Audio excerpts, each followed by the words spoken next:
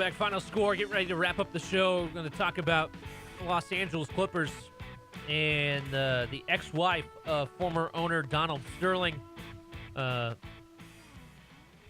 now proceed with the sale of the Los Angeles Clippers. This was up in the air for a couple of months if Donald Sterling was going to be able to fight back and, I guess, he wouldn't resume control of the team, but fight back and say that he was removed from being owner illegitimately when Shelley Sterling stepped in and took his name off the, so-called record books, I guess you could say, and dismissed him from owning the team and having anything to really do with the sale of the team.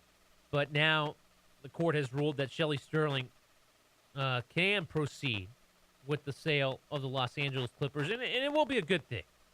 It's going to be a good thing overall for the Los Angeles Clippers since there was so much controversy surrounding the whole thing. Doc Rivers wasn't going to coach. Players weren't going to play. I don't know if it would ever got to that point if Donald Sterling was still ever affiliated with the Los Angeles Clippers, but it looks like the team's going to be sold, and they've set a date of August 15th, so a couple of weeks from now. They expect the sale of the team to be final, and the judge's final decision is expected to come down by August 13th as well. Donald Sterling is still trying to fight the case, and he was trying to delay the sale from going forward in this appeals case, but he was just fighting against time. That's all he was. It was pretty much a foregone conclusion that this team was going to be sold. Shelley Sterling was trying to sell it to former Microsoft CEO Steve Ballmer for an estimated $2 billion. Now, keep in mind that when Donald Sterling bought the team, he bought it for $12 million, I think, back in 1981. So from 1981, when he bought it for $12 million, the team is now being sold for $2 billion. That's quite the profit. And I can see why Donald Sterling is upset, because he's not going to see any part of that money whatsoever.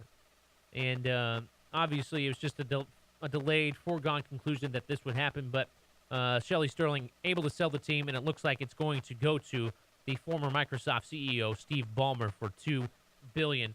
Let's get into the Major League Baseball trade rumors. The trade deadline on Thursday. Teams got to finalize everything. And here's just a couple of names to keep in mind. John Lester, David Price, and Cole Hamels, all three of which are terrific starting pitchers. David Rice for the Tampa Bay Rays, Cole Hamels for the Philadelphia Phillies, and John Lester for the Boston Red Sox. All terrific pitchers, but all potentially names that could be on the trading block. There's some wild theories out there that John Lester could end up with the Pittsburgh Pirates. There's also rumors out there that Troy Tulowitzki of the Colorado Rockies could be moved as well, because the Rockies aren't playing so well. They're looking at a fourth straight losing season. And why not trade away your best player, try to get some draft picks, some other prospects for Troy Tulowitzki. But I wouldn't be surprised. I would not be surprised if 2 out of the 3 pitchers, John Lester, Cole Hamels, David Price, two out of the 3 of those guys end up getting traded to another team. I told you guys a couple of weeks ago that David Price, I would not be surprised if he was moved before the All-Star break. It hasn't happened yet. The Tampa Bay Rays right now playing a lot better than they have been. So maybe they're trying to hang on to David Price and trying to really make a run at the AL East crown here in the second half of the season. I don't know what's going to happen, but there's only 3 more days left, or I should only say 2 more days in the trade deadline. Everything has to be done by midnight on Thursday evening. So all the deals have to be done, submitted, paper signed, Thursday's 4 p.m. I said midnight.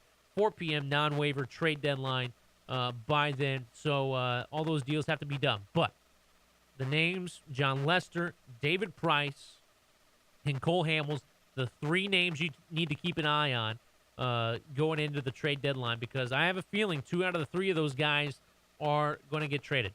All right, before we end the show, we always end it with Are You Kidding Me? And this time it involves, yes, the great game of ping pong. So this was a rally in a ping pong tournament.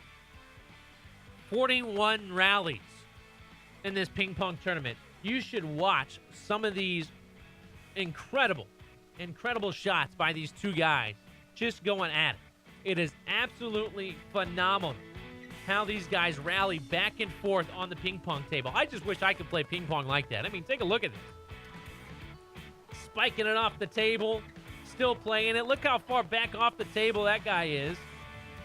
Trying to throw him off. Finally, the guy in the green shirt ends up getting the point.